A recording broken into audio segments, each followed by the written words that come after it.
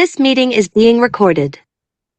Bonsoir tout le monde. Donc, c'est avec plaisir qu'on se retrouve pour ce webinaire du mois de mai de la FEFOG et du GRISOF. Je remercie Étienne Marié qui est toujours présent avec nous. Yves Tremblay, malheureusement, il a des choses à faire, donc il s'absente. C'est, euh, on a choisi pour ce thème les tumeurs présumées bénignes de l'ovaire. On sait tous que c'est une pathologie assez fréquente. On découvre fortuitement parfois des images et on doit se rassurer soi-même médecin et rassurer la patiente. C'est pour ça qu'on a choisi ce thème pour clarifier les choses et mettre au point les nouvelles recommandations. Quels sont nos outils pour faire le diagnostic qui est présumé bénin et pour ne pas passer à côté d'une tumeur borderline ou maligne et pour indiquer exactement et dans la bonne indication opératoire, quand il faut opérer, on l'opère, et quand il n'y a pas d'indication opératoire, il ne faut pas surtraiter ces patients. Le troisième volet, c'est la préservation de fertilité qui revient, puisqu'on doit, quand on opère, on doit préserver le tissu ovarien pour préserver la fertilité et le capital ovocytaire. Et en plus, il y a la préservation elle-même par la congélation d'ovocytes ou de tissu ovarien, qui sera le sujet de notre troisième conférence. Donc, je cède la parole à mon ami Raymond Najar pour introduire la première conférence. À toi la parole, Raymond.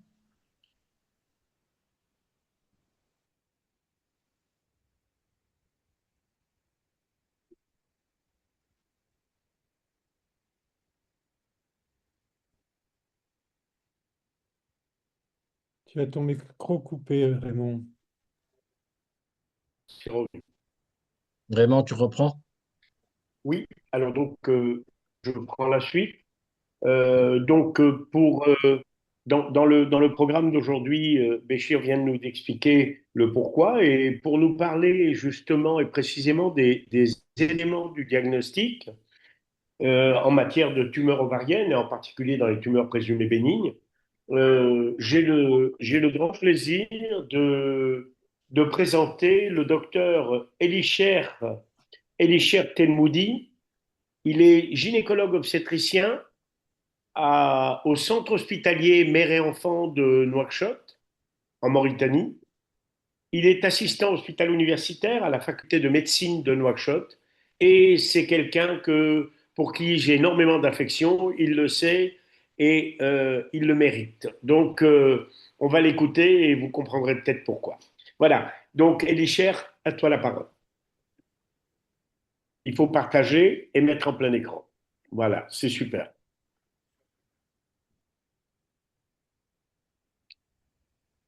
Le micro, s'il te plaît. Le micro. Elisher, ton micro.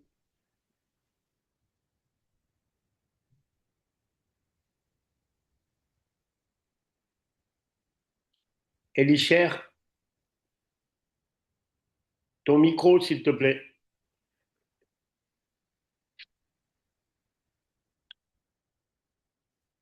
Elisher, il faut, il faut allumer ton micro. Raymond, tu peux l'appeler sur son WhatsApp? Je l'appelle. Je l'appelle.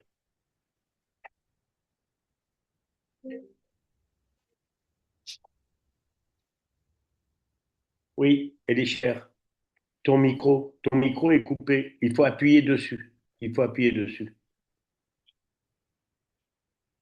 Ah, c'est toi qui as la commande. D'accord, c'est Béchir qui a la commande. Voilà. Ok, Béchir, c'est toi qui as la commande.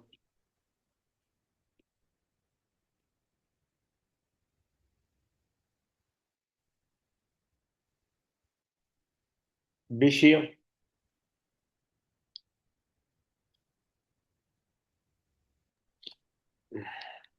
Alors, Béchir.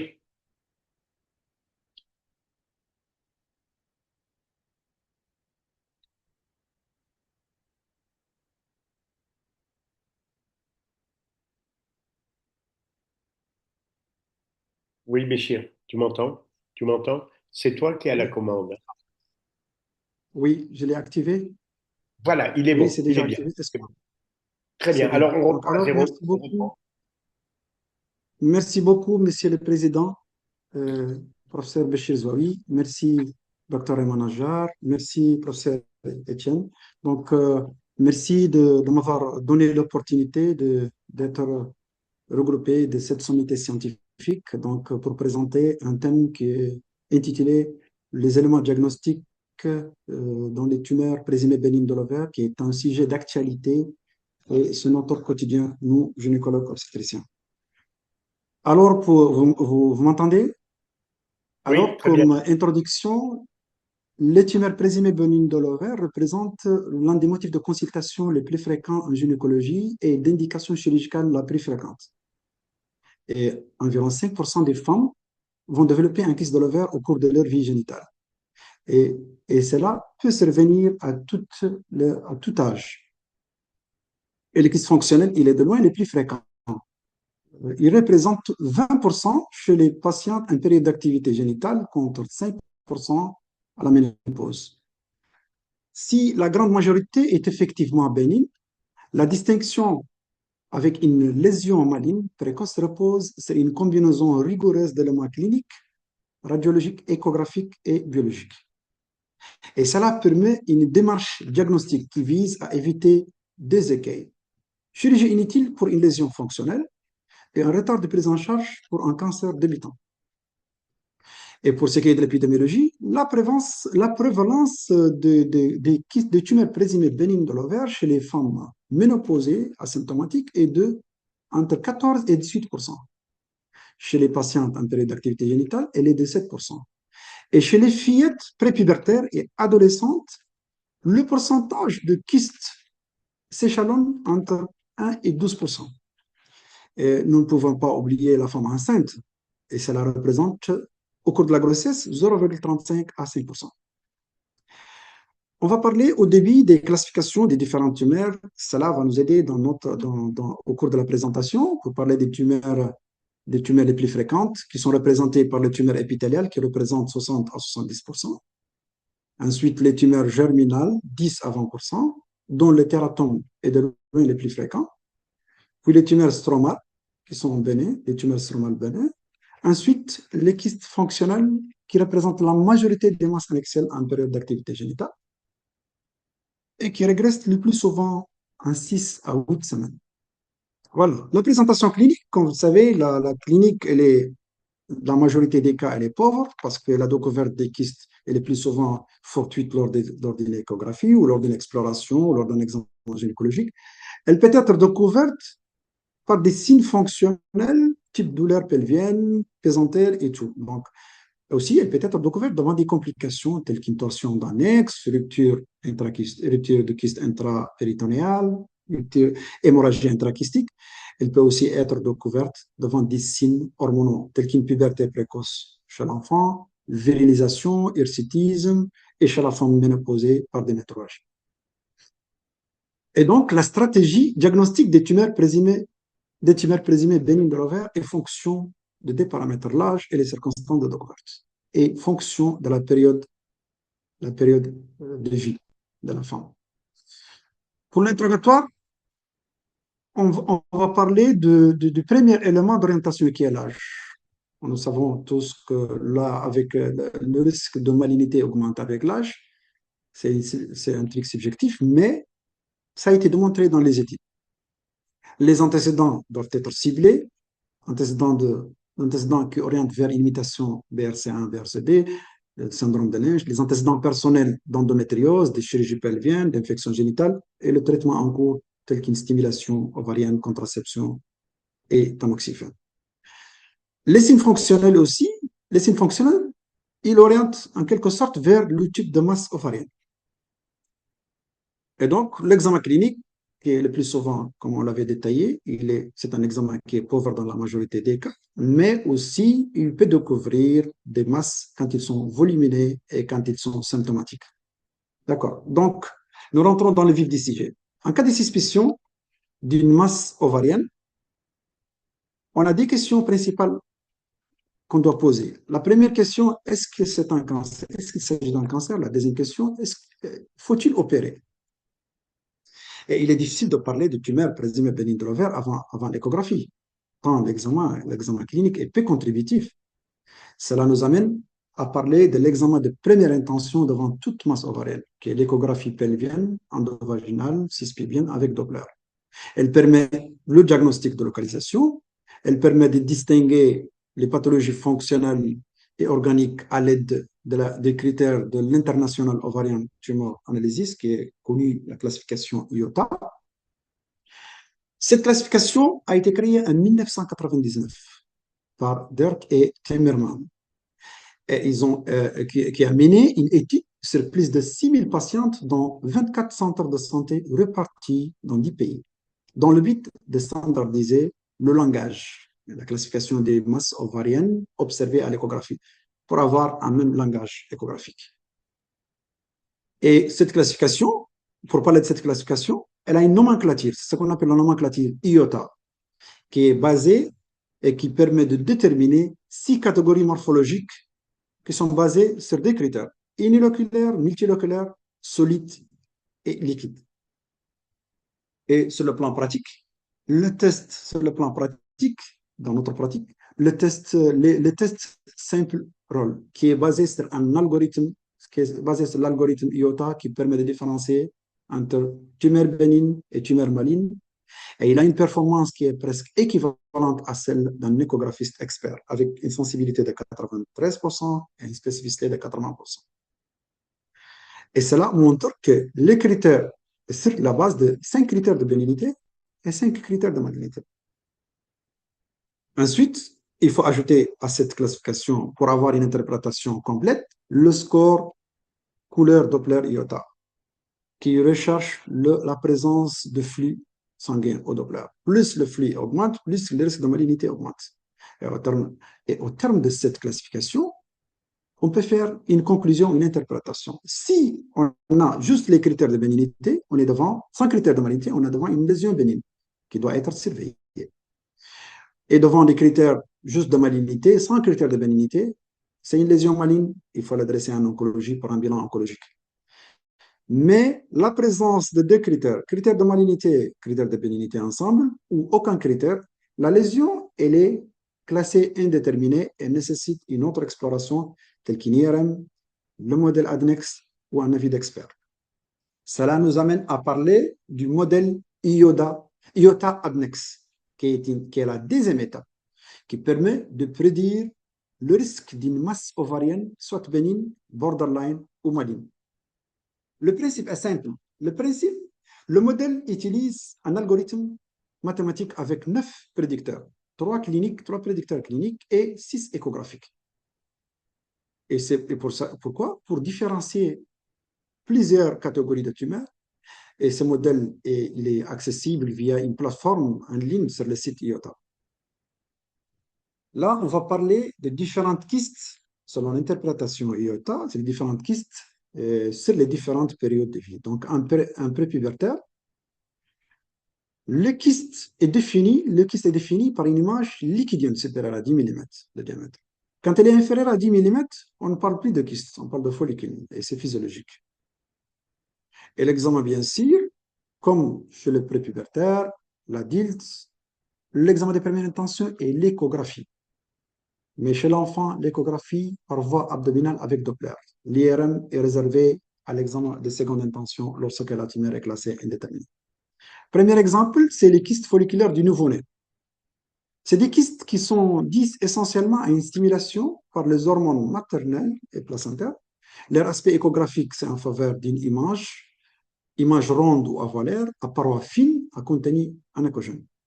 Quand elle est compliquée, c'est-à-dire si elle se tord, elle donne un aspect hétérogène avec des sédiments et des cloisons. Et donc, en classant cette lésion par les critères, les paramètres IOTA, on a une lésion uniloculaire, B1, c'était uniloculaire, B5, absence de vascularisation, aucun critère de malignité, donc en conclusion, c'est une lésion bénigne. Deuxième exemple, le tératome mature et le kyste tératome mature. Donc, c'est la tumeur bénigne la plus fréquente de l'enfant. Elle survient le plus souvent entre 6 et 11 ans. Bilatérale dans 10% des cas. Son aspect échographique, rappelant l'aspect typique d'un kyste dermoïde. Une partie kystique, nodule mural échogène qui représente le fameux nodule de Rokitansky, avec présence de cônes d'ombre acoustique et les niveaux liquide graisse horizontaux. La lésion, elle est classée bénigne. B3, présence d'ombre acoustique et absence de vascularisation, et c'est une lésion solide ou mixte. Ensuite, le dernier exemple en période prépubértaire, c'est le cystadénome serré de l'enfant. C'est une tumeur rare, mais possible avant 5 ans. Son aspect échographique montre une masse uniloculaire à contenu anacogène à parois fines, sans végétation ni composante solide, avec un renforcement postérieur. Donc, c'est une tumeur qui est classée par le score de l'IOTA comme bénin. La règle clé en prépubértaire. Les kystes liquidiens sont présumés bénins, mais quand ils persistent au-delà de 6 mois, ils sont considérés comme organiques. Et l'IRM et le dosage des marqueurs tumoraux sont nécessaires juste pour les kystes hétérogènes en période prépubértaire. La deuxième période, c'est la période d'activité génitale. Chez la femme, en période d'activité génitale, il faut d'abord éliminer un kyste fonctionnel. Si le kyste apparaît bénin à l'échographie, une échographie doit être refaite 3 mois plus tard. Le premier exemple, le kyste folliculaire, qui est le kyste le plus fréquent en période d'activité génitale, et la quasi-totalité régresse spontanément.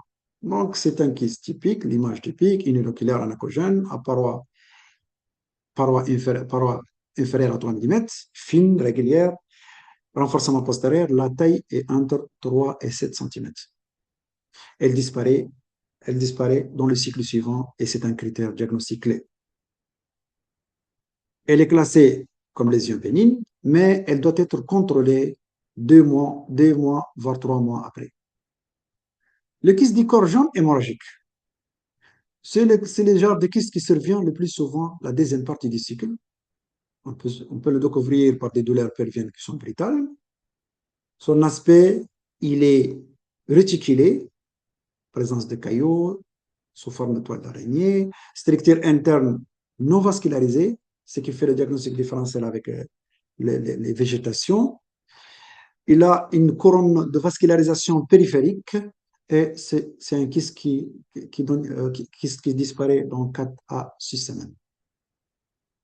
Il est classé bénin, mais en contrôle de 6 à 8 semaines. Et on a utilisé dans la classification le paramètre IOTA, le score 1. Pourquoi? Parce qu'il y a une vascularisation périphérique.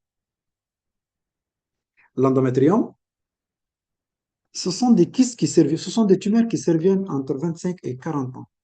Le plus souvent, les patients présentent des dysménorrhées ou peuvent être découvertes lors d'une infertilité, bilan d'infertilité.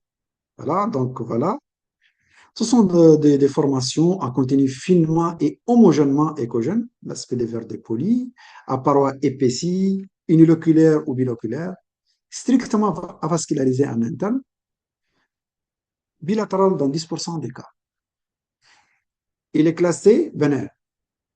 L'échographie avec le score IOTA a une sensibilité de 92% et une spécificité de 97% de confirmer le tératome, l'endométrium. Ensuite, les tératomes matures. Il survient entre 20 et 45 ans. La même chose que chez l'enfant, bilatéral dans 10%. C'est la forme la plus commune des tumeurs ovariennes. Son aspect échographique est l'aspect typique. Nodule de Rokitansky, hyperéchogène intrakystique, cône d'ombre postérieure et les niveaux liquide graisse horizontaux. Il est classé bénin. Cystadénome serré, il survient entre 20 et 50 ans. Il a une image uniloculaire, anacogène, à parois fines régulières. La taille est supérieure à 5 cm. Absence de végétation intrakystique ni de composante solide. Peut présenter une fine cloison, mais c'est une cloison qui est lisse, et la taille est inférieure à 10 cm. Il est classé bénin. Le cystadénome mycénien, la tranche d'âge 30 à 50 ans, son aspect échographique rappelant une masse volumineuse, souvent volumineuse, multiloculaire, à contenu légèrement échogène avec des cloisons fines, aspect rappelant l'aspect d'un nid d'abeille, mais avec une cloison qui est faiblement vascularisée, il est scoré 1 des. D'accord. Donc voilà. La particularité ici, c'est que si la taille est inférieure à 10 mm, 10 cm, et qu'elle est lisse, elle est considérée comme B4. Mais si elle est supérieure à 10 cm et que les cloisons sont irrégulières, là, ça nous ramène vers M4, le quatrième critère de malignité, et donc la lésion se transformera directement vers indéterminé. Donc, en dehors de ça, c'est une lésion bénigne à surveiller, surtout la taille tumorale. Les kystes paratubères, ils surviennent à tout âge, souvent de découvertes fortuites. Ce sont les kystes les plus fréquents, ils représentent 10% des masses annexielles. Mais il existe un faible pourcentage de dégénérescence, de dégénérer en néoplasie, 2%. L'aspect échographique, c'est une formation anacogène séparée de l'ovaire, c'est le mot-clé. Elle a une paroi très fine, sans végétation, et l'ovaire ipsilatéral est bien visible et distinct à l'échographie. C'est une lésion qui est toujours bénigne. À la ménopause et à la post-ménopause, les kystes les plus fréquents à l'échographie sont les kystes simples uniloculaires, il survient chez la femme ménopausée, et donc voilà, il a les mêmes caractéristiques que chez la femme en période d'activité génitale, mais la particularité qu'après la ménopause, il est recommandé systématiquement de demander les CA125. Pourquoi? Parce qu'il y a un risque de malignité, malgré qu'il est faible, mais il existe, à 0,26. Pour les fibrotectomes ovariens, le terrain, ce sont des tumeurs ovariennes bénignes, rares, d'origine stromale. Elles représentent 1 à 5% des tumeurs organiques de l'ovaire. Unilatérales dans 90% des cas. Leur aspect échographique parle d'une image hypoéchogène bien limitée avec renforcement acoustique. Quand elle est associée à une acide et à un hétérothorax droite, dans 1 à 10%, on parle de syndrome de Demons-Mex. Et donc, selon la classification IOTA, c'est une lésion bénigne, mais l'IRM, elle est recommandée. Et on attire l'attention que la présence d'acide, c'est un critère de malignité. Mais le piège, c'est quoi? On est que si on a le syndrome de Demons-Mex, l'acide est bénigne. L'acide est considéré comme bénigne. Le cystadénome mycénien post-ménopausique sont des tumeurs bénignes les plus fréquentes à cette période. Voilà, donc identiques à la période d'activité, aux kystes qui surviennent à la période d'activité génitale, souvent de plus grande taille, mais nécessitent la demande de CA125 et adnex systématiquement. Voilà, donc selon les critères IOTA, c'est une tumeur bénigne avec une surveillance renforcée, mais attention à la présence d'acide. Ça change la conduite. L'examen de deuxième intention, qui est l'IRM, représenté par l'IRM, quand est-ce qu'il faut faire l'IRM dans le cas de tumeur présumée bénigne de l'ovaire? L'IRM est recommandé en deuxième intention. Si les masses sont considérées indéterminées par le score IOTA ou en cas de masse ovarienne supérieure à 7 cm. Et depuis 2018, il y a une obligation dans le compte rendu de l'IRM pelvienne de détailler l'ORADS IRM. C'est une obligation depuis 2018. Cela nous amène à parler de la classification ORADS IRM qui permet de stadifier le risque de malignité des masses annexielles indéterminées à l'échographie. Parce qu'on avait dit, soit on fait l'IRM, soit l'avis d'expert, soit l'ADNEX score. L'ORADS, il a une classification de 0 à 5, comme le BI-RADS dans le sein. 0, il faut refaire l'IRM ou compléter par une échographie d'un expert, selon le contexte. Le 1, c'est bénin. Le D, c'est bénin, mais avec un pourcentage de malignité qui est inférieur à 1%. Le 3, faible risque de malignité, mais n'est pas négligeable, de 1 à 10%. Et le 4, il a un risque, c'est le risque intermédiaire, avec un pourcentage de malignité de 50%. Par contre, le 5, il a un risque, haut risque de malignité, avec un pourcentage qui avoisine 90%. Quelles sont les indications de la TDM thoraco-abdominopelvienne? Elle est surtout indiquée lorsqu'il existe une suspicion de malignité et surtout dans le bilan d'extension. Le scanner permet le bilan d'extension, recherche de carcinose péritonéale, l'adénopathie, des métastases hépatiques et pulmonaires, et permet aussi, dans le cas de masse volumineuse, d'individualiser ou de montrer les rapports avec le voisinage. Il est indiqué aussi dans le cas de complications aiguës, telles qu'inocclusion, rupture tumorale, hémorragie, abcès et autres. Quel est l'intérêt des marqueurs tumoraux dans les tumeurs présumées bénignes de l'ovaire? Leur intérêt est surtout dans le diagnostic différentiel pour les lésions qui sont réellement bénignes et entre les lésions réellement bénignes et les lésions méconnues ou borderline. Le CA125, qui est le plus utilisé, pourquoi? Parce qu'il est associé, il a plus de valeur dans les tumeurs épithéliales de l'ovaire. Son élévation est vocatrice de malignité, mais il existe des limites. Élevé dans l'endométriose, dans les fibromes, dans les infections pelviennes, dans la grossesse. Voilà.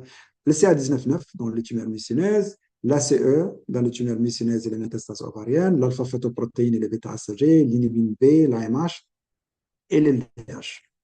À la fin, c'est quoi l'intérêt réel des marqueurs tumoraux? C'est pour réaliser ce qu'on appelle l'index de risque de malignité qui est basé sur 3 éléments principaux. Le score échographique, le statut ménopausique et le taux de CA125. Et un score supérieur à 200 oriente vers une malignité et nécessite une prise en charge spécialisée en oncologie. Et l'interprétation du score, si on a le score inférieur à 25%, faible risque de malignité. Entre 25 et 20%, risque intermédiaire. Et supérieur à 200, risque élevé. Et l'IOTA Agnex Model, on en avait déjà parlé, parce que la combinaison de CA125 et l'HE4 permet d'améliorer la discrimination entre lésions bénignes et lésions malignes.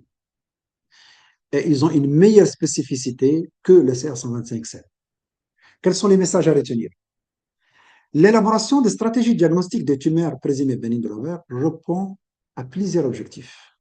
Elle permet l'attitude la plus conservatrice possible en cas de kyste bénin pour préserver la fertilité et ne pas méconnaître une tumeur maligne. Et le diagnostic des tumeurs présumées bénignes de l'ovaire repose donc sur une triade indissociable. Une clinique raisonnée, une échographie IOTA et des marqueurs adaptés à l'âge. Merci.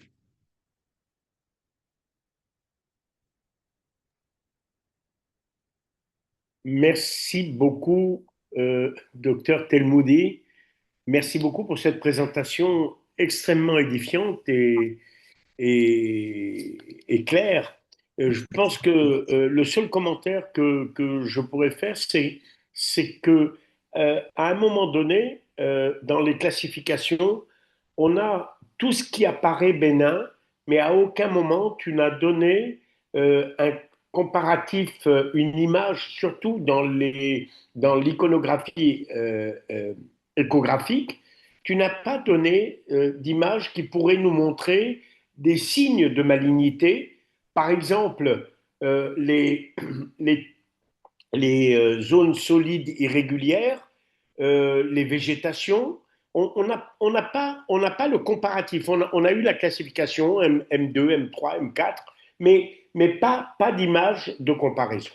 À part ça, je pense qu'on va laisser les commentaires pour les participants. Mais personnellement, je suis, comme d'habitude, impressionné par la qualité de ton travail. Voilà, je te félicite. Je passe Merci la parole beaucoup. donc à la salle. Je peux. OK. Je passe la parole à tout le monde si quelqu'un veut poser des questions. Je vois qu'il n'y a pas de questions vraiment dans le chat. Il a tellement dit merci, tu as bien répondu à l'objectif de ta présentation. C'est vrai, il faut éliminer un cancer et pour classer les autres en cancer, en pathologie bénigne. Et on verra quand est-ce qu'il faut opérer, quand ne pas opérer. Déjà, tu as répondu sur les critères morphologiques et de taille. Donc, je suppose qu'il n'y a pas de questions. Je cède la parole à Étienne pour introduire Christine pour la deuxième Oui, présentation. Telmoudi, s'il te plaît, tu peux arrêter le partage pour laisser la place à la prochaine conférence. oui. Merci. Eh bien, ce que je ne sais pas, le docteur Iona Christina est bien là. Oui, Oui, elle est là. bonsoir. Ah, vous êtes là, oui, je vous vois. Oui. Bonsoir à tous. Bonsoir. Bonsoir. Mais écoutez, c'est un plaisir de vous introduire dans cette réunion et vous allez nous répondre à la question quand opérer ces tumeurs de l'ovaire? Euh, Bonsoir à tous. Je suis ravie d'être invitée ici de parler pour FEFOC. Euh, j'ai l'honneur d'être la deuxième. Donc, quand je préparais ma présentation, je savais il y avait une autre présentation. Hop, j'essaie de... Agir. oui, de projeter la présentation.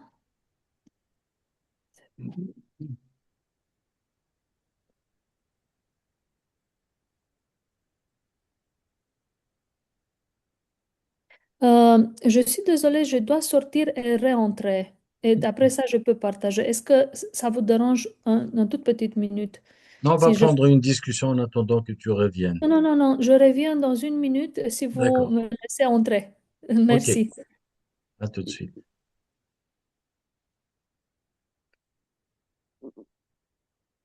Oui.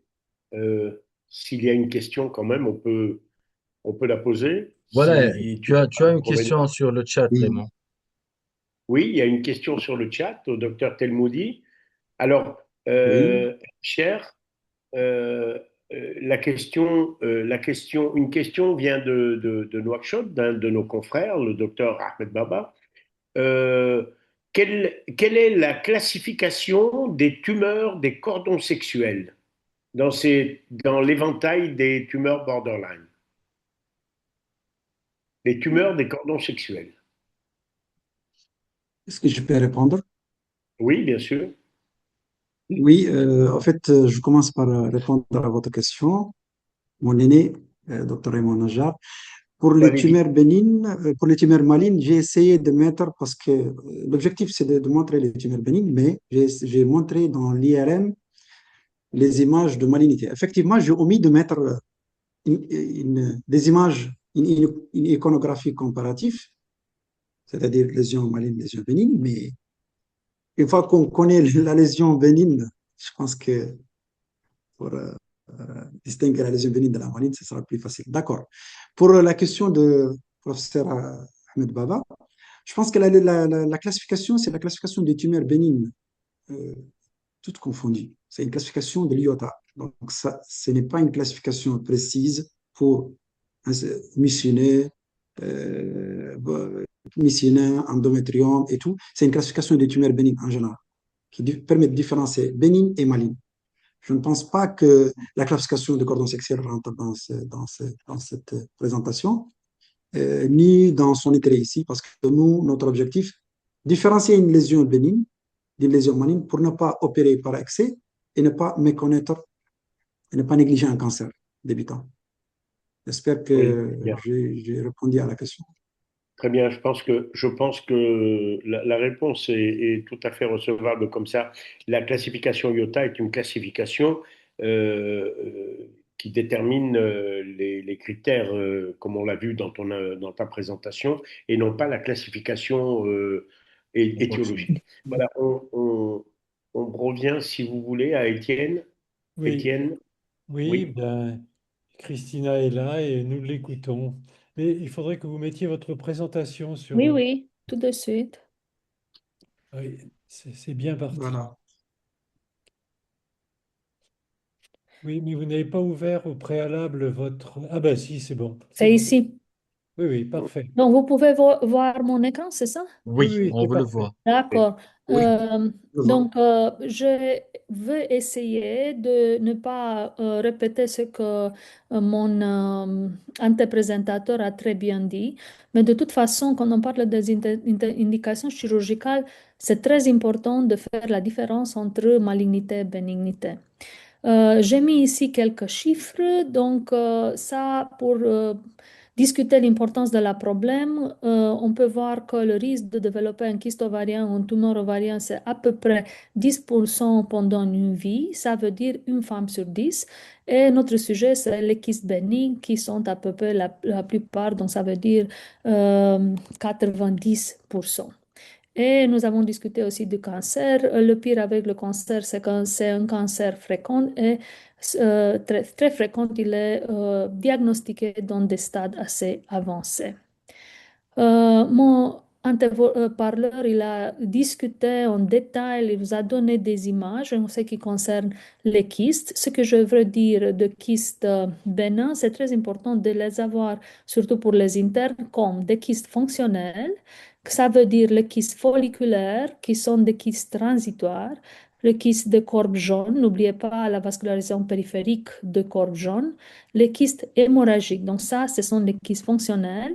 Et dans la partie de kyste bénigne, on a les kystes organiques dont mon anteparleur il a montré de très très belles images. Ça veut dire des kystes adénomes, soit séreuses, mucineuses, kystes dermoïdes et endométriome. C'est très important quand on discute la conduite à tenir devant un kyste de l'âge de la patiente.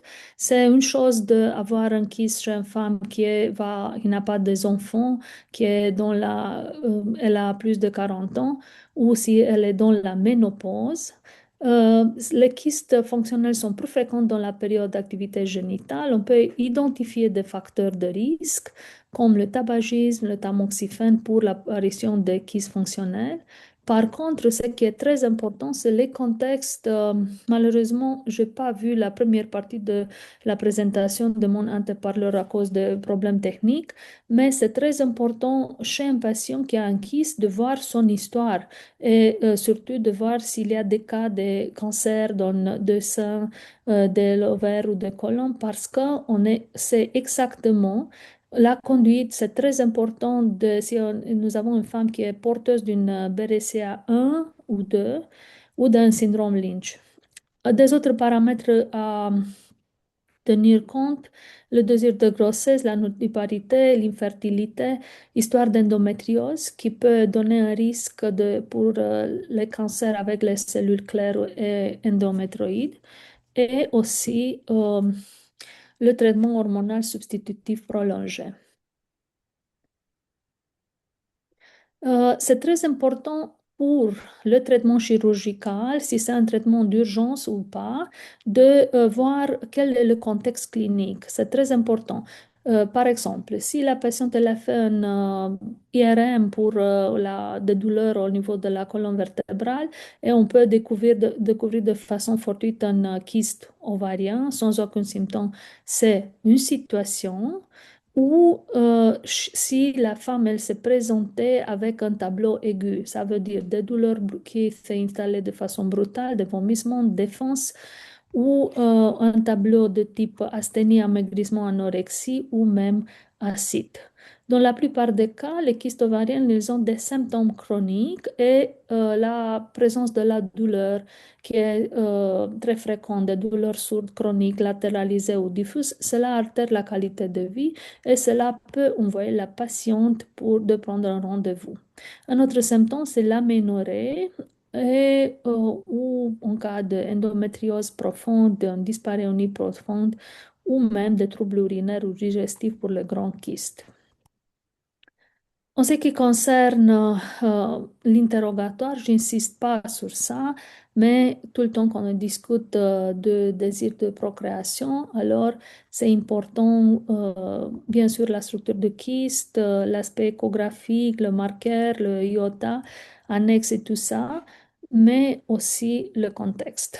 À l'examen physique, L'examen physique est indispensable, surtout si la patiente elle se présente en urgence. On peut palper dans le cadre d'un cancer avancé, une distension, on peut voir même une circulation collatérale.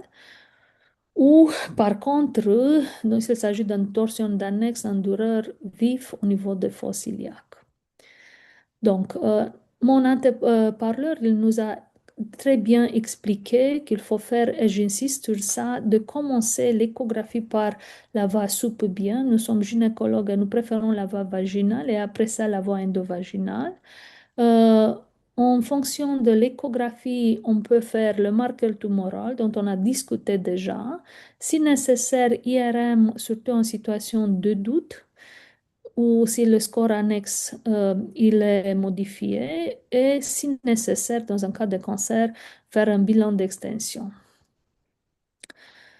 De point de vue de dimension de kyste, il y en a plusieurs paramètres dont le score IOTA, on les a pris en charge pour dire s'il s'agit de lésions bénignes. Je n'insiste pas sur ça. Notre interparleur nous a montré les critères de bénignité. C'est très important, surtout pour les internes, de retenir que s'il y a au minimum un critère bénin, c'est probable et son critère malin, alors il s'agit très probable d'un kyste bénin. Et ici, j'ai mis les images de l'article en ce qui concerne le critère de malignité. Donc, si c'est un critère de malignité, alors, et sans aucun critère de bénignité, c'est très probablement un tumeur maligne. Et vous avez ici ce que on a discuté avant ma présentation, les caractéristiques IOTA pour dire qu'il y a une forte suspicion de malignité, tumeur solide irrégulière, présence d'acide, plus de 4 structures papillaires, multiloculaires solides ou vascularisation intratumorale très important, le score Doppler supérieur à 4. Donc, si on a des critères soit de bénignité, soit de malignité, c'est très simple. Si il y a un conflit entre les deux, il faut faire le score annexe ou IRM. Je n'insiste pas sur ça, on a déjà discuté dans l'autre présentation. En cas de risque faible, alors on peut penser, ça veut dire inférieur à 10, qu'il s'agit d'un kyste bénigne. Donc, si le risque il est intermédiaire entre 10 et 30%, alors il faut faire un IRM ou une discussion à RCP pour la prise en charge. Et si le risque il est supérieur à 30, ce n'est pas le cas de notre présentation, il s'agit d'un risque très élevé et ça doit être pris en charge par un gynécologue-oncologue. Le score ORADS, dont on a parlé déjà, de IRM, en ce qui concerne les lésions bénignes, on a les kystes simples, les lésions bénignes simples ou uniloculaires avec une marge interne qui est nette. En ce qui concerne la performance de modèle, il semble que les règles, ce sont des données des États-Unis. Les règles simples sont très sensibles avec une très bonne spécificité. Le modèle annexe, c'est assez bon, mais retenez que c'est pour des cas qui sont inconclusifs, qui ont dans le même temps des critères, disons, bénignes et malignants. La spécificité, par contre, ça baisse et ORADS, c'est très sensible, mais c'est pas très spécifique. On a discuté déjà de score de malignité, de marqueur tumoral aussi. Quelles sont les indications de IRM si nous avons une patiente pour prendre la décision s'il faut opérer ou pas? S'il s'agit de masse non concluante en échographie, donc une patiente qui a dans le même temps des critères de règles simples de IOTA, bénin et malin dans le même temps. Le risque annexe de 10 jusqu'à 30. Dans un cas d'endométriose profonde, on a un très bon bilan. Vous savez ça, s'il s'agit d'une grossesse, c'est très important pendant la grossesse. Si je vais montrer un de mes cas avec un tumeur au début de la grossesse, mais on le fait sans gadolinium et aussi le score de ORADS. Donc, tous ces paramètres peuvent nous aider Mais l'IRM, n'oubliez pas, nous comme gynécologues, nous préférons l'échographie surtout par la voie endovaginale parce que dans le cas d'une endométriose, on peut voir très très bien les rapports avec les structures de voisinage ou s'il y a une mobilité au niveau du cul-de-sac de Douglas, de l'utérus et des ovaires, ou si ça bouge dans le même temps avec l'utérus. Donc, l'examen, je dirais que même dans notre pratique, l'IRM, il est très bon.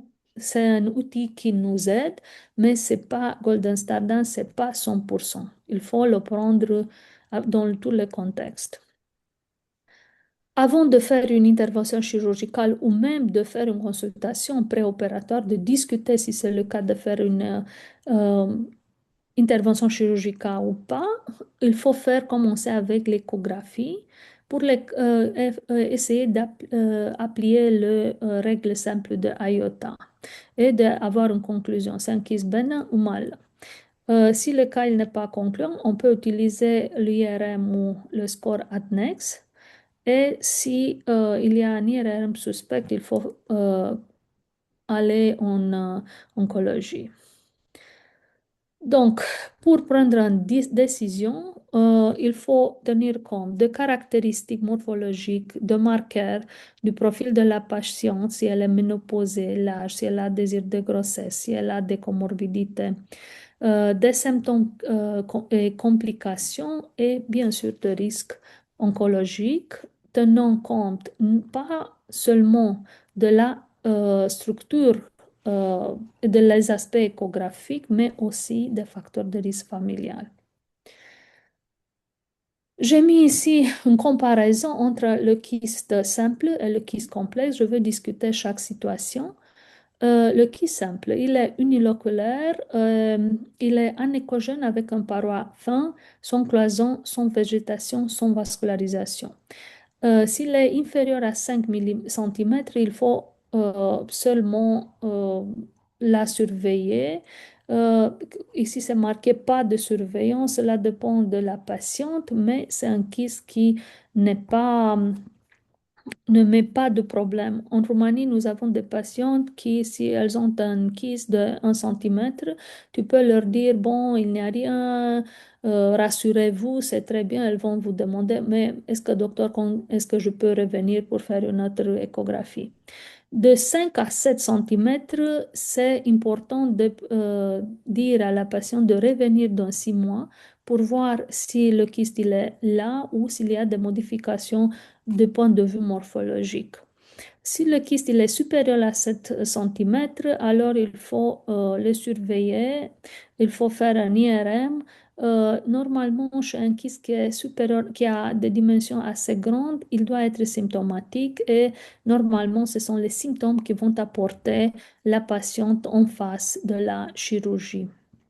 Dans la postménopause, si le kyste il est inférieur à 1 cm, il ne faut pas le surveiller. De 1 à 7 cm, il faut revoir la patiente chaque année. Et si c'est supérieur à 7, alors il faut faire un IRM de façon systématique et la chirurgie elle est largement acceptée. Ici, j'ai mis quelques images de mes patientes avec des images de kystes simples et vous pouvez voir très bien les caractéristiques échographiques. S'il s'agit d'un kyste complexe, il faut, pour dire qu'il s'agit d'un kyste complexe, on peut avoir soit un composant solide, soit de végétation, soit des cloisons, soit une vascularisation interne ou la présence de l'acide. Il faut faire une IRM, utiliser l'annexe et le marqueur tumoraux selon le contexte. Si le score annexe est supérieur à 10, il faut la chirurgie, c'est indiqué. Si c'est supérieur à 30, la prise en charge doit être faite par un gynécologue spécialiste en oncologie. En cas de masse suspecte, on préfère de faire la chirurgie ouverte, mais ici, il y en a des autres situations où la chirurgie peut être utilisée si on utilise des sacs et si on a un bilan complet. J'ai mis ici des kystes qui sont, ce sont des images de la même patiente avec un kyste qui était extrêmement volumineux Le kyste était jusqu'au niveau de l'appendice xiphoïdien. C'était un kyste qui était bénigne, mais de très grandes dimensions. Ici, un autre kyste qui est multiloculaire. Et ici, des images avec un kyste, avec un component solide assez important et avec des végétations internes. Donc, l'indication de chirurgie, c'est très, très clair. En ce qui concerne l'endométriome ovarien, l'endométriome, on sait, c'est une affection, une pathologie extrêmement fréquente. On considère que l'endométriome, s'il est asymptomatique, inférieur à 4 cm, on peut le surveiller. Euh, c'est très important de discuter avec les patients quel est l'impact de l'endométriose sur la réserve ovarienne. On sait que les patients qui ont des endométrioses, même non opérées, elles ont un risque de détruire le parenchyme ovarien et ça peut aboutir à une diminution de la réserve ovarienne. Donc, c'est très important de donner un traitement médicamenteux pour l'endométriose pour essayer de limiter l'évolution des cystes et créer un milieu hypoestrogénique. L'échographie de contrôle chez les femmes asymptomatiques de 6 à 12 mois. C'est très important de surveiller la morphologie et la symptomatique. Le CA 125 peut être utile dans le monitorage de cette patiente. Quand est-ce que la chirurgie elle est indiquée pour un endométriome? Si l'endométriome a des dimensions supérieures à 4, surtout si la patiente elle est systématique, ça veut dire elle a de douleurs ou de la dyspareunie. L'échec du traitement médical, c'est notre indication. Augmentation de la taille ou modification de la morphologie, doute oncologique ou complications aiguës, torsion, rupture, surinfection. C'est très dans nos jours, on dit que l'endométriose a une très claire indication chez les patients qui sont infertiles avec une endométriome même asymptomatique ou chez les patients qui ont des douleurs qui altèrent la qualité de la vie. Et on dit que c'est très important d'envoyer une patiente dans un centre d'excellence pour l'endométriose et pour la patiente d'avoir une seule chirurgie dans la vie qui doit faire euh, une réduction de lésions optimale. En ce qui concerne la précaution opératoire, la célioscopie, c'est la voie d'abord de référence. On va essayer de protéger le parenchyme ovarien de voisinage, de ne pas utiliser trop d'énergie bipolaire ou monopolaire pour baisser encore plus la réserve ovarienne. De toute façon, après une intervention, après l'endométriose, c'est un risque de baissement de AMH de 20 jusqu'à 30 pour cent à 5 ans. C'est important de discuter de la récidive et du traitement et bien sûr d'envoyer la patiente si elle est infertile après la chirurgie dans un PMA tout de suite. J'ai mis ici quelques images avec des endométriomes. En ce qui concerne patientes jeunes, c'est très important de surveiller et de penser qu'il y a beaucoup de patientes qui ont des kystes fonctionnels et que les kystes vont disparaître. On peut utiliser les scores IOTA et de revoir les patients dans 6 mois.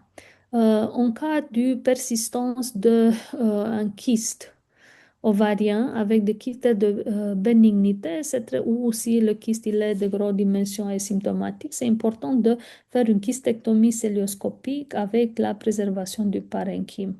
Il faut éviter l'ovarectomie, sauf nécessaire, et du point de vue des techniques chirurgicales, essayer d'utiliser l'énergie bipolaire fine, de limiter la coagulation du cortex ovarien et d'utiliser les endosacs pour éviter la dissémination dans la cavité péritonéale.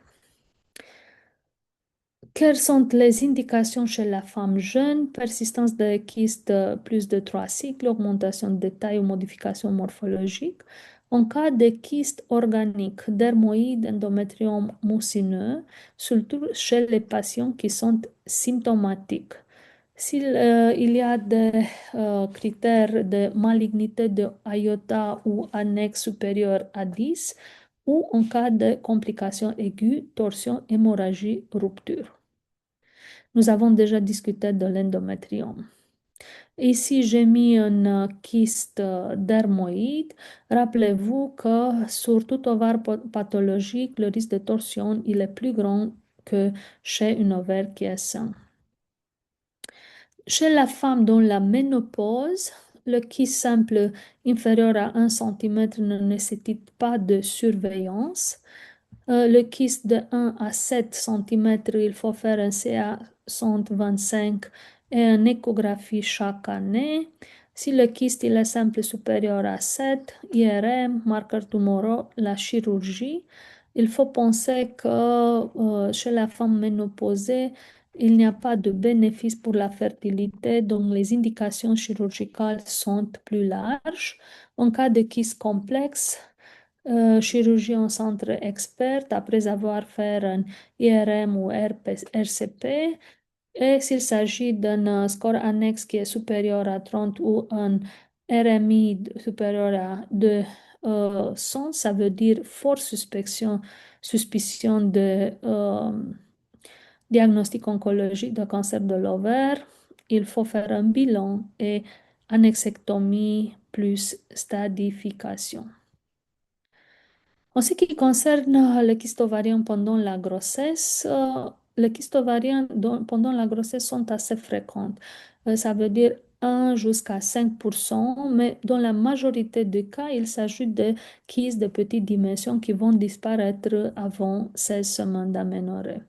Le kyste, il est de grosses dimensions, c'est très typique, c'est le kyste de corps jaune. Ça peut donner une symptomatologie. Elles sont découvertes à l'occasion de diagnostic de grossesse par échographie transabdominale, transvaginale. En cas de doute, on peut utiliser l'IRM. Il faut se rappeler que le taux de CA 125, il peut être physiologiquement élevé en cas de grossesse, donc il faut avoir de la précaution pour l'utiliser. Il y a des risques en ce qui concerne la torsion, la rupture, ou ça peut donner même une dystocie d'engorgement. Quand est-ce qu'il faut opérer cette kyste pendant la grossesse? Si le kyste il persiste dans le deuxième trimestre, il a de grosses dimensions supérieures à 6, ou s'il y a un doute en ce qui concerne si la tumeur elle est malin ou pas. Sinon, il faut la réévaluer après l'accouchement. Idéalement, l'intervention chirurgicale doit se passer dans le deuxième trimestre, de 14 jusqu'à 18 semaines. C'est important de sortir du premier trimestre et de ne pas avoir un utérus trop grand. La célioscopie, elle est possible, mais assez difficile. La chirurgie peut avoir des indications d'urgence en cas de torsion d'annexe, rupture hémorragique avec instabilité hémodynamique ou forte suspicion de malignité. Ici, j'ai mis des cas avec des patientes, vous avez dans l'aménorrhée des images de kystes, c'était des kystes assez simples qui ont disparu. Et ça, c'est une patiente qui avait 8 semaines et 5 jours. Et c'était une tumeur au niveau de l'ovaire. On l'a opérée dans le deuxième trimestre et il s'agissait d'un tumeur borderline. La torsion d'annexe, un diagnostic surtout clinique. L'imagerie peut nous aider, mais le tableau clinique il est évocateur, douleur pelvienne brutale, latéralisée. Elle peut être accompagnée de nausées, vomissements en position antalgique, défense ou contracture. Du point de vue de l'échographie, on peut voir un édème ovarien. Si on fait plusieurs échographies, la dimension de l'ovaire, ça peut augmenter dans le temps. On peut voir le follicule périphérique, Warpole sign au niveau de pédicule, et l'absence ou diminution du flux. Dans beaucoup de situations, il faut se rappeler qu'un Doppler positif n'élimine pas le diagnostic. En cas de suspicion de torsion d'annexe, il faut faire une intervention chirurgicale d'urgence. On peut faire une célioscopie et essayer de détorsionner l'annexe si possible et conserver la réserve ovarienne chez la femme jeune. Si déjà la nécrose a affecté l'annexe, il faut faire une annexectomie. Par contre, si possible, s'il s'agit d'un kyste ovarien associé qui a déterminé des grosses dimensions de l'ovaire qui a favorisé la torsion, alors il faut faire la kystectomie. Et si ça se répète, de discuter la possibilité de faire une ophoropexie. Ici, j'ai mis une image avec un cas célioscopique d'une torsion d'annexe et où c'était trop tard pour faire une intervention conservative. Donc, il fallait faire une annexectomie. Une autre urgence, indication forte de chirurgie, rupture hémorragique kystique. Ça peut se passer très fréquent dans les situations kystes fonctionnelles, mais parfois dans le cas des endométriomes ou même kystes dermoïdes qui peut déclencher un péritonique chimique. La douleur typique peut se passer après des rapports ou après un effort physique soutenu. La patiente, elle peut avoir des signes péritonéaux.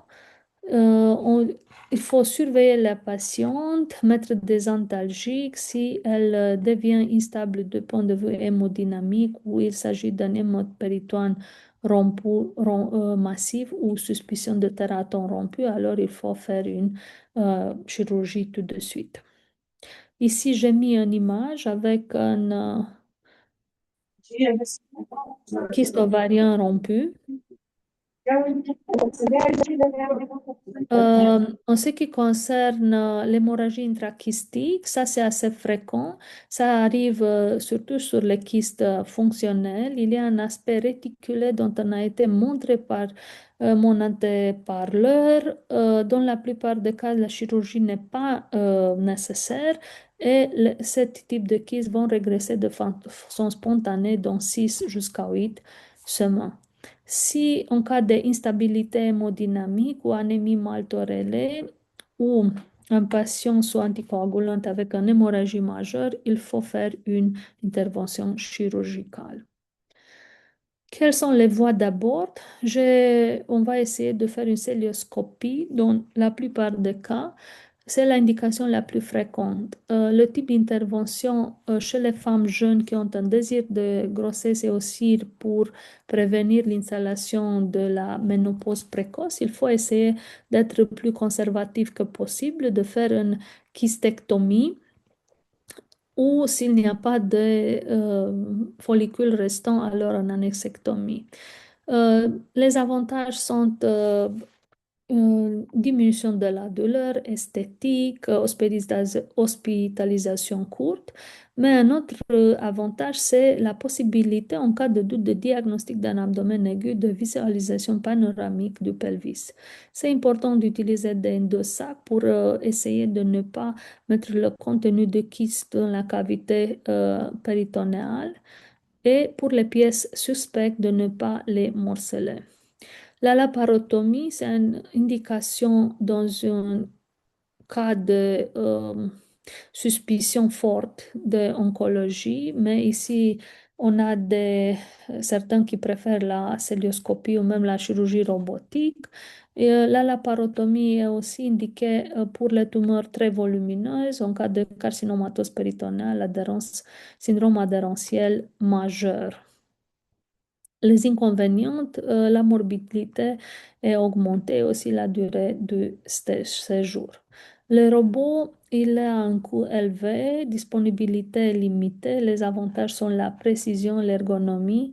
On peut faire des sutures complexes et il y en a des centres qui possèdent le robot, mais la plupart des chirurgiens qui pratiquent le robot assisté disent que ils préfèrent la célioscopie. Le robot, c'est très bon pour la position de celui qui opère, mais la- on n'a pas la même sensation au niveau des tissus.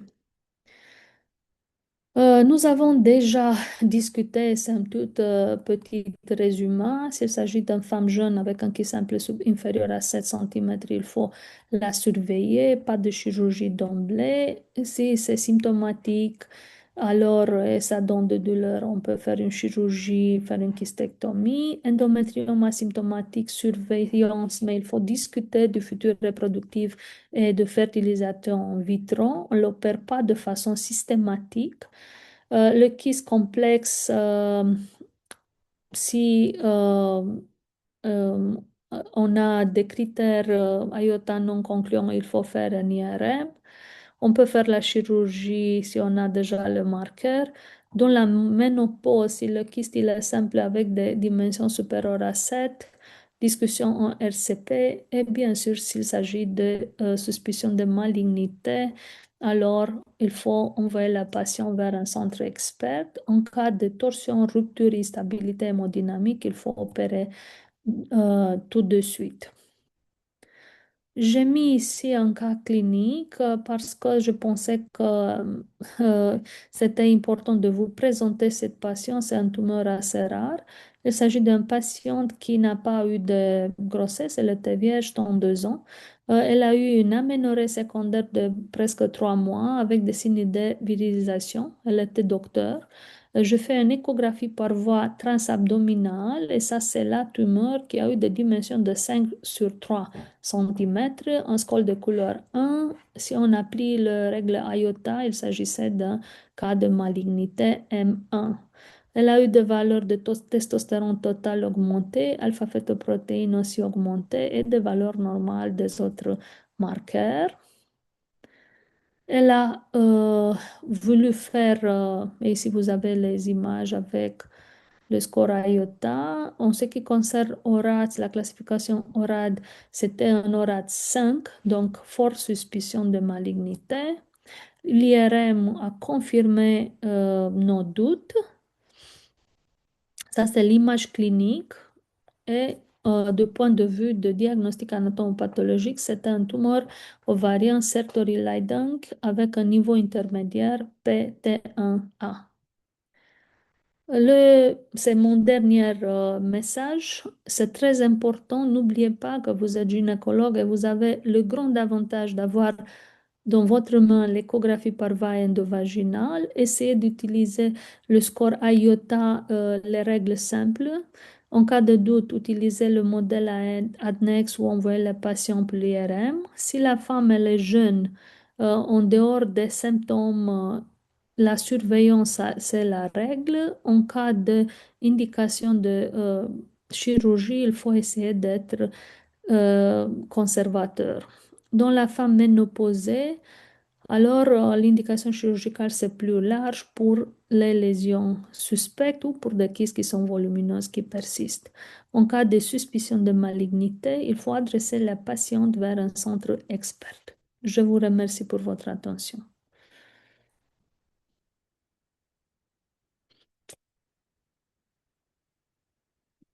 Étienne? Oui, Étienne? merci beaucoup, Christina. C'était très complet, très clair. Est-ce qu'il y a des questions? Je n'en vois pas dans le chat. Moi Juste une aussi. remarque. Oui, Raymond. Une remarque, Oui, simplement. Raymond. Excusez-moi. Dans les messages que vous envoyez, au niveau de la femme jeune, Oui. vous avez mis qu'il fallait être prudent donc chirurgicalement, mais vous ne parlez pas à ce moment-là de préservation de fertilité. Si je parlais, je touchais un Non, petit peu non, le j'ai sujet. entendu, vous en avez parlé, bien sûr, pardonnez-moi. Oui. Non, je dis juste dans le message clé, vous dites, si la femme est jeune, il va falloir faire une chirurgie la plus conservatrice possible, et c'est tout. Donc, il me semblait que le message essentiel chez la femme jeune, c'était surtout la préservation de fertilité, si elle le souhaite. Oui, oui, vous avez raison. C'est très bien de souligner ça. Dans nos consultations en Roumanie, les patientes, elles ont la plupart Non, elles ont un désir de fertilité seulement après 35, 40 ans. Et c'est très important de discuter. Et tout le temps quand je discute avec les patients, j'écris dans le même temps. On a discuté de la fertilité, elle n'a pas de désir de fertilité, ou même on peut discuter. Donc c'est important et vous avez raison, c'est important de discuter de la fertilité. Mais je n'ai pas mis ça sur mon dernier slide, c'est vrai. Merci. Merci. Tiens, j'ai une petite remarque. Merci Christina pour cette belle conférence. Et quand on a pensé ce sujet, Raymond et moi, c'est pour ça qu'on vous a donné quand opérer. Parce qu'il ne faut pas se jeter directement sur toute masse qu'on trouve, image qu'elle soit bénigne ou surtout quand elle est bénigne, ne pas aller rapidement opérer. Il y a aussi le côté de fertilité à préserver, mais aussi il y a le côté médico-légal. Parce que si on saute sur un kyste de 4 centimètres qui est d'aspect fortement bénin et surtout fonctionnel et on se met à opérer, vous savez que sur l'anapathe définitive, quand on fait une kystéctomie, on se retrouve dans 75% des kystes unidocolaires avec une anapathe de kyste fonctionnel qu'on aurait dû ne pas opérer. Et là, si l'AMH se retrouve très basse après une chirurgie, on va se retrouver devant les tribunaux pour perte de chance de fertilité. Et c'est pour ça que on a donné la troisième conférence à notre consoeur tunisienne pour nous parler de la préservation de la fertilité et surtout dans les endométriomes ovariens qui sont équivalents à une maladie inflammatoire, voire même une pathologie carcinomateuse. Donc, si on a terminé avec Christina, il n'y a pas d'autres questions. Je demande à Dr Villa Abir de partager Merci, son madame. écran. Elle est assistante, prochainement professeure en gynécologie obstétrique. Elle travaille à l'hôpital Aziza Othmane. C'est un hôpital de la capitale de Tunis et qui est le seul centre public de la capitale pour la fertilité. Donc, elle est apte à nous parler de la préservation de la fertilité. Et elle fait partie de la faculté de médecine de Tunis. Donc, Abir, à toi la parole. Merci, bonsoir. Merci pour l'invitation. On va parler ce soir de l'endométriome et du cas particulier de la préservation de la fertilité dans ce contexte. Abir, s'il te plaît, est-ce que Alors, tu il as faut un autre savoir que poste qui est ouvert? l'endométriose, c'est une maladie Abir, qui justement touche 176 millions de femmes dans le monde. Abir, Non, le non, son je sais est pas que je propose. entrecoupé. Pourquoi il y a un problème? Oui. Le son est entrecoupé. Il y a comme Ah, un bruit de fond. On dirait un autre poste qui est ouvert, un portable. ah non, je vais Là, c'est vérifier. mieux. Là, c'est Non, il n'y a mieux. rien. Là, c'est Oui, mieux. oui, Là, là, c'est c'est mieux. mieux. Mais Ah, mettez en plein d'accord, écran, s'il vous plaît. d'accord, ça marche. Ok, merci. Là, c'est bon? Là, Excellent. c'est bon? Excellent. Super, ok, super. Donc, alors, c'est une pathologie qui touche 10% des femmes en âge de procréer et malheureusement, ce qui est de l'endométrium, qui est une tumeur, c'est un des types en fait d'endométriose. Cet endométrium, il touche à peu près, il est associé dans 17 à 44% des patientes qui ont de l'endométriose et vont se retrouver avec un endométrium associé. Alors, le souci de l'endométriose, c'est qu'en fait, c'est des cellules endométriales qui, au lieu de se retrouver au niveau de l'endomètre, vont aller être greffées un peu ailleurs. Et dans ce cas particulier, les patientes qui ont un endométrium, alors c'est des cellules endométriosiques qui vont se retrouver au niveau de l'ovaire. Le problème de ce kyste, c'est qu'il va avoir un contenu qui est riche en fer et ce contenu va favoriser un certain stress oxydatif qui va agir au niveau du tissu avoisinant. Donc, c'est des lésions qui ne vont pas être propres, qui ne vont pas être cantonnées à ce kyste. Il va y avoir une augmentation du stress oxydatif, ce qui va favoriser des lésions de fibrose au niveau du tissu avoisinant. Ça va induire une diminution au niveau du cortex stromal et ça peut aussi créer certaines métaplasies au niveau des cellules musculaires, ce qui va concourir à diminuer la vascularisation au niveau de cet ovaire. Tous ces éléments vont concourir à une diminution de la maturation folliculaire et une diminution de la densité folliculaire. Donc, on constate d'emblée que, en fait, la présence de cet endométrium n'est pas va avoir des répercussions. Tout ce contexte toxique et ces phénomènes pro-inflammatoires vont avoir des effets sur notre réserve ovarienne et cette atteinte du tissu ovarien sain et cette réduction du capital folliculaire associée à une altération de l'architecture ovarienne sont des mécanismes qui vont très probablement impacter la réserve ovarienne des patientes, et ce, avant même en fait qu'elles aient été opérées. Et dans cette très intéressante méta-analyse de 2021, ils ont justement soulevé ce problème, et ils ont constaté, en fait, quand ils ont comparé les deux groupes, c'était 12 études, ils ont comparé deux groupes de patientes, 616 patientes qui, en fait, avaient des endométriums versus 1224 qui n'en avaient pas. Et quand ils ont comparé le compte des follicules en trou, ils ont constaté qu'en fait, il était plus bas dans le groupe des patientes qui avaient des endométriums. Ça, c'était des patientes qui n'avaient pas été opérées de leur endométrium préalablement.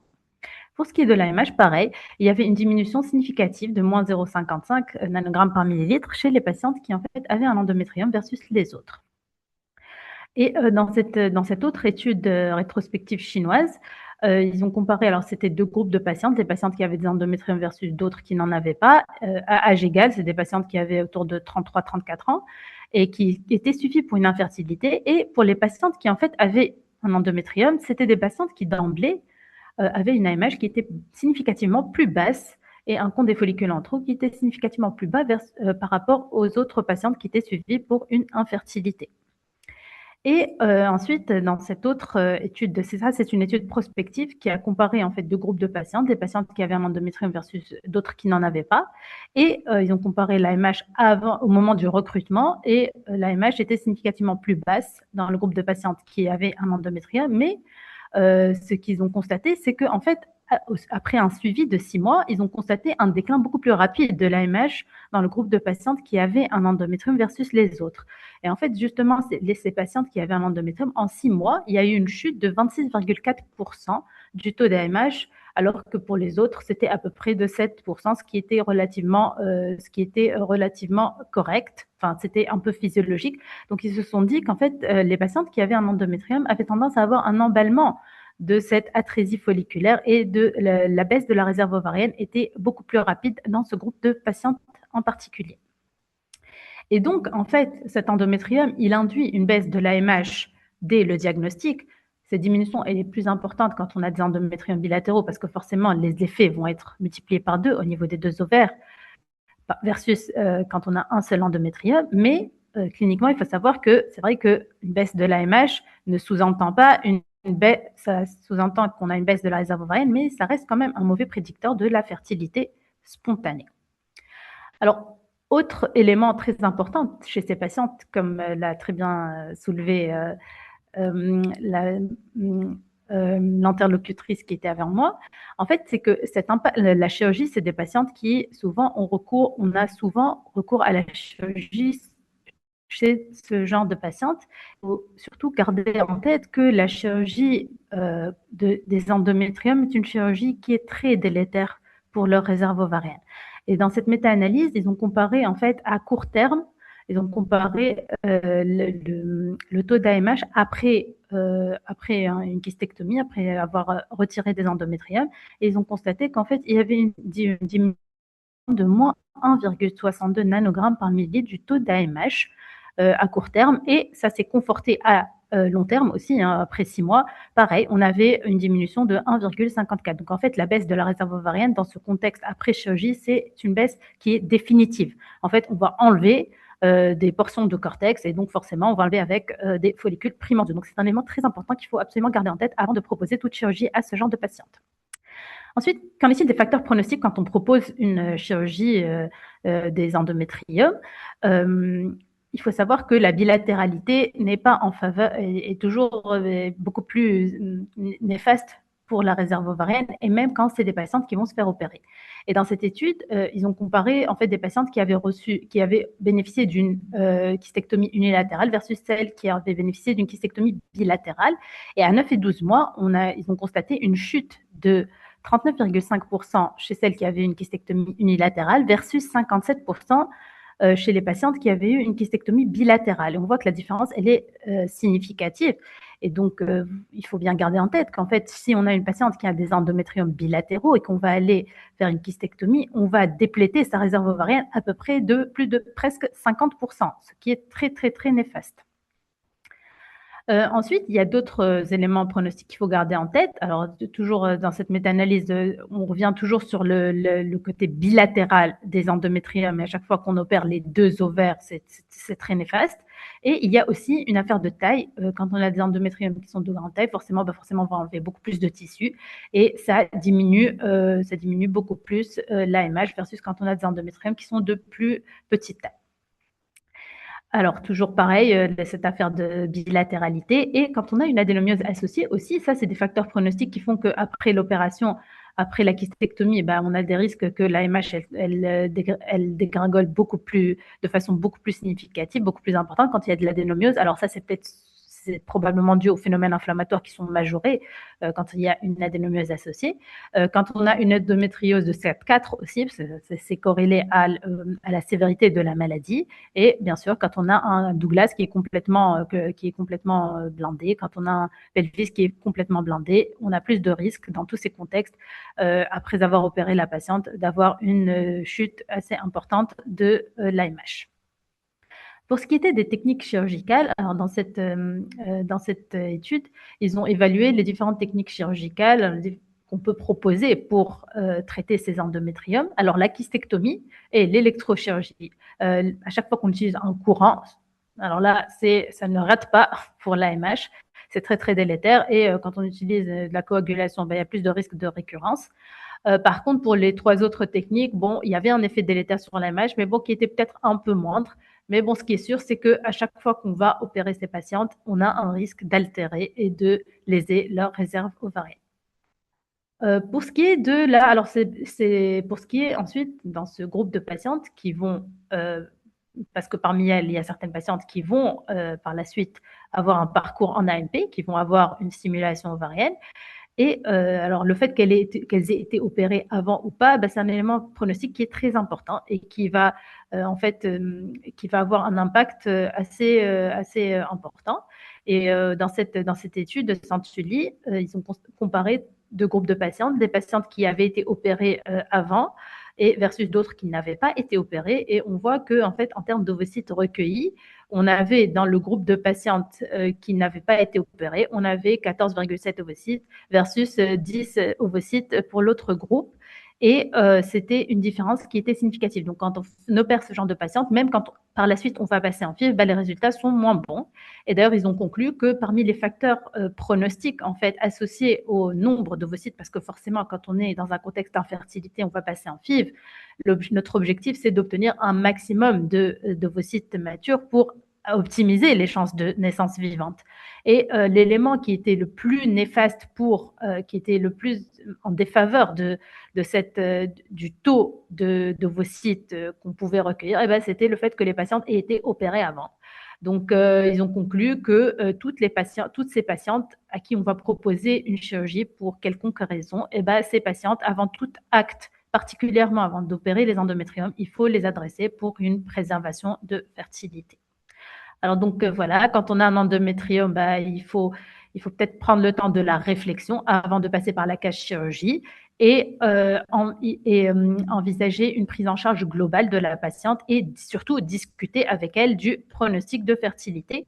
Et d'ailleurs, dans les dernières recommandations de la SRM, ça a bien été établi. À chaque fois qu'on est dans un cas de figure d'une patiente qui risque, en fait, de par notre traitement ou de par notre prise en charge, d'altérer sa réserve ovarienne, il faut adresser ces patientes, il faut discuter du pronostic de fertilité, leur proposer un programme de préservation de fertilité.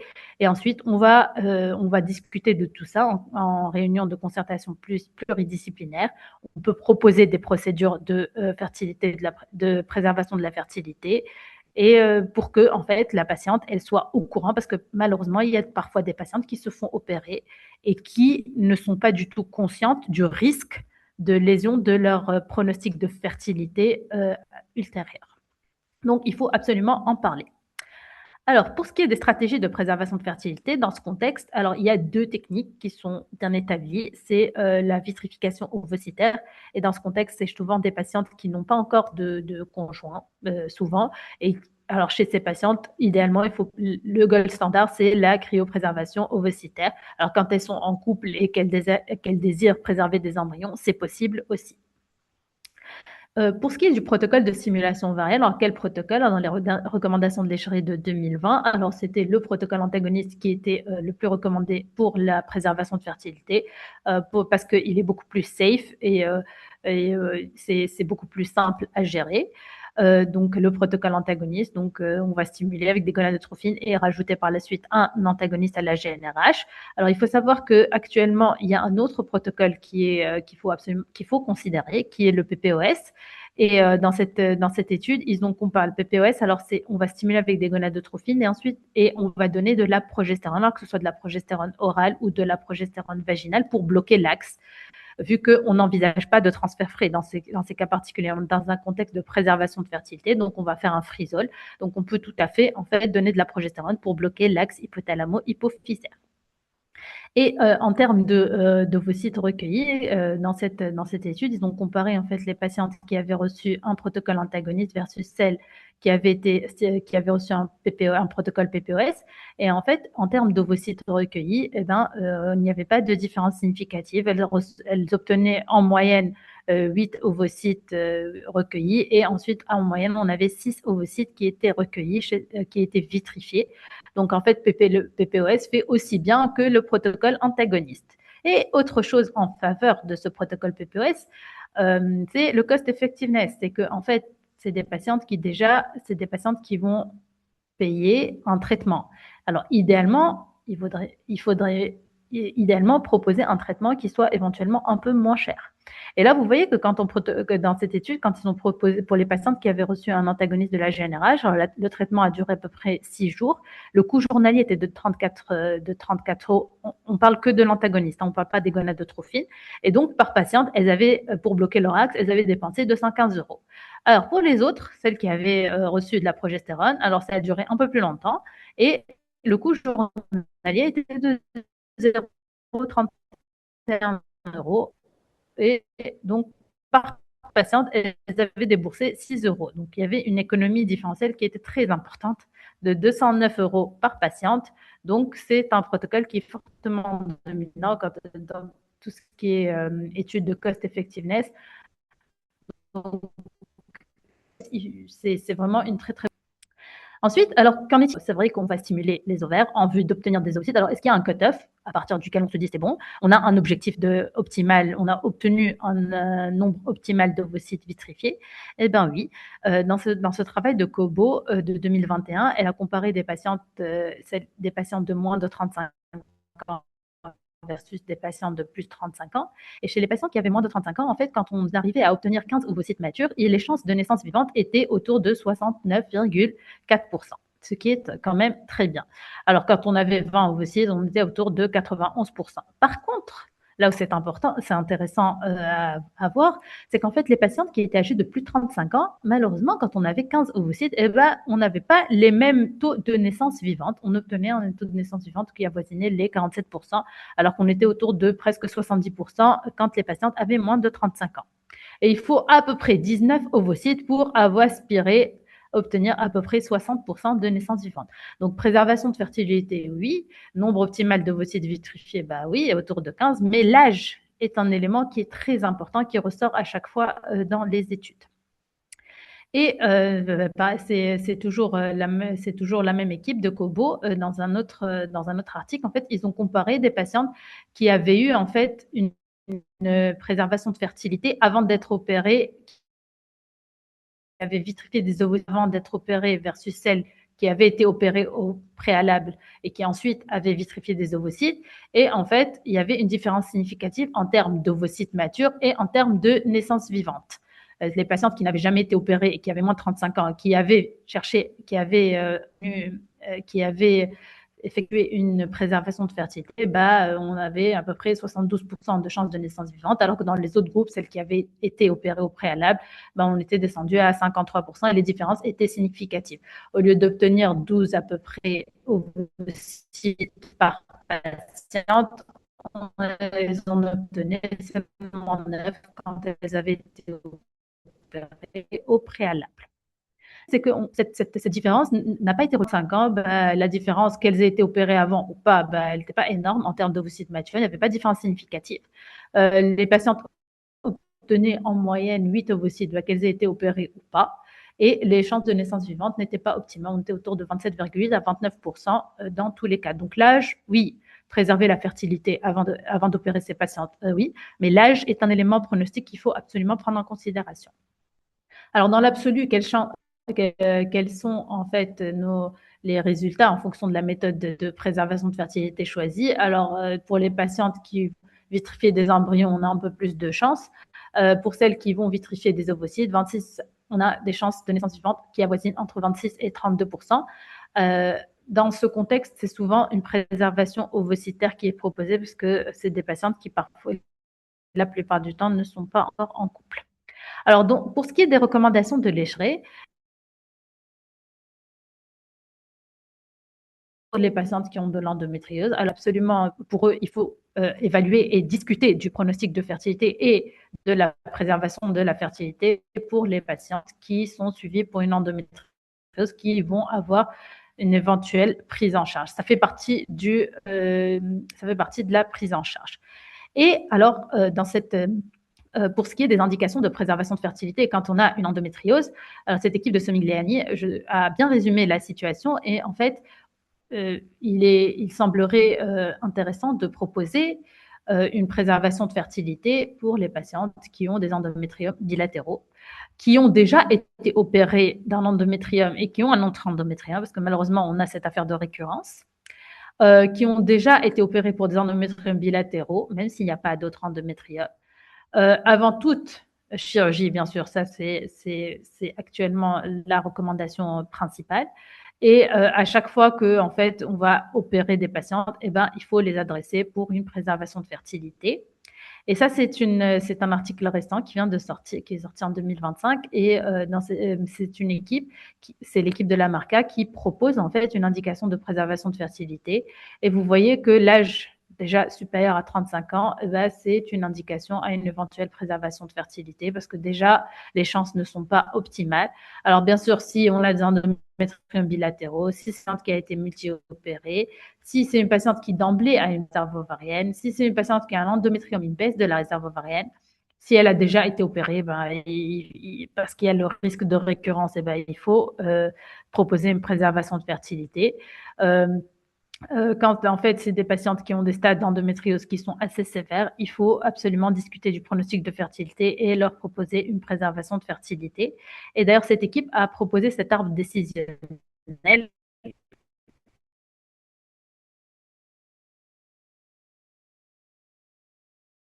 Alors, quand c'est des patientes qui sont suivies pour une fertilité future, alors parfois, c'est des patientes qui sont axées sur leur plante principale qui est la douleur, c'est vrai, mais il faut envisager, il faut dans notre prise en charge créer une colonne, une case pour le pronostic de fertilité et évaluer la réserve ovarienne. Alors, si elle est normale et qu'elle a plus de 35 ans, alors il faut proposer une préservation de fertilité si elle n'envisage pas de tomber enceinte rapidement.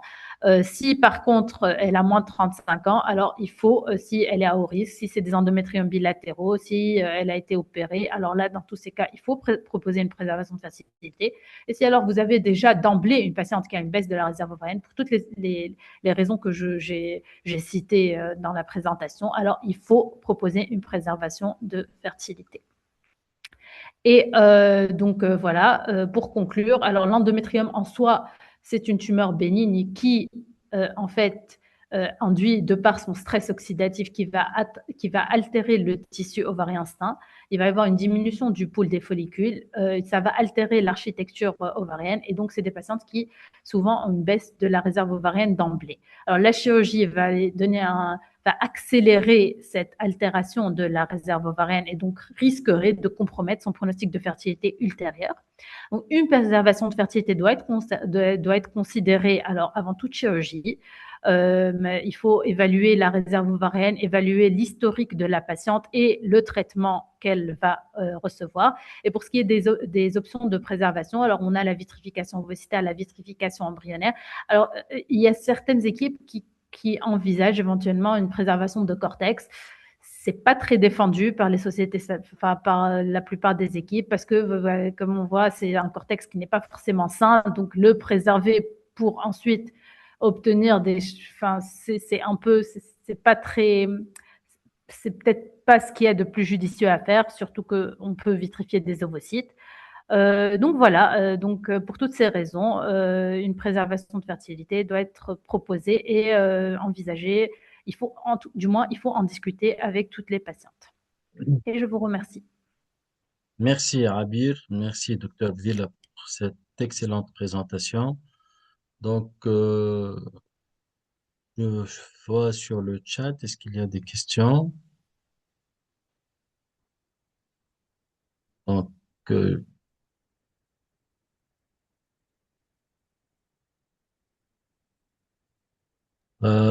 sur le... J'aimerais Oui, j'aimerais mettre une question si possible. oui, Euh, allez-y, pour le, pour Christine. le dernier présentateur, Oui.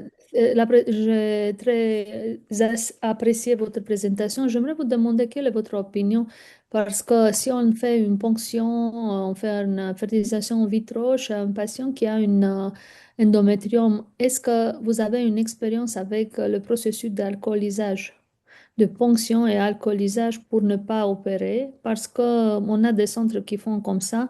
Si on fait une ponction à côté de l'ovaire dans une procédure de fertilisation in vitro, alors s'il s'agit d'un endométriome, et si par erreur on peut toucher l'endométriome, ça peut donner une très forte infection. Donc, je voudrais vous demander si vous avez des données sur l'alcoolisation du kyste. Alors, l'alcoolisation, on peut la proposer quand c'est parce que le souci, c'est que parfois, on a des endométriomes qui sont très gros et des endométriomes bilatéraux. Et là, c'est vrai que la ponction, elle est un peu rocambolesque. On a du mal à obtenir un certain nombre d'ovocytes. Alors là, oui, on peut le faire par voie éco-guidée. C'est possible. Ça reste une solution quand on n'a pas d'autre choix. Par contre, pour ce qui est des kystes, alors des kystes endométriosiques, quand on passe, alors il y a un peu plus de risque de surinfection, c'est vrai. Et d'ailleurs, il est recommandé de leur donner de l'antibiothérapie en perponction. Et la plupart du temps, ça se passe bien.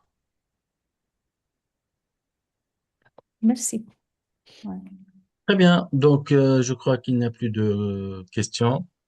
Je remercie les orateurs et les participants qui ont resté jusqu'à cette heure. Et au prochain webinaire et à très bientôt. Je vous remercie tout le Merci. monde et Bonne au soirée. revoir. Bye bye. Bonne Merci tout le soirée. monde. Bye bye. Au Au revoir. revoir. Bye bye. Bonsoir. Bonsoir. Bonsoir.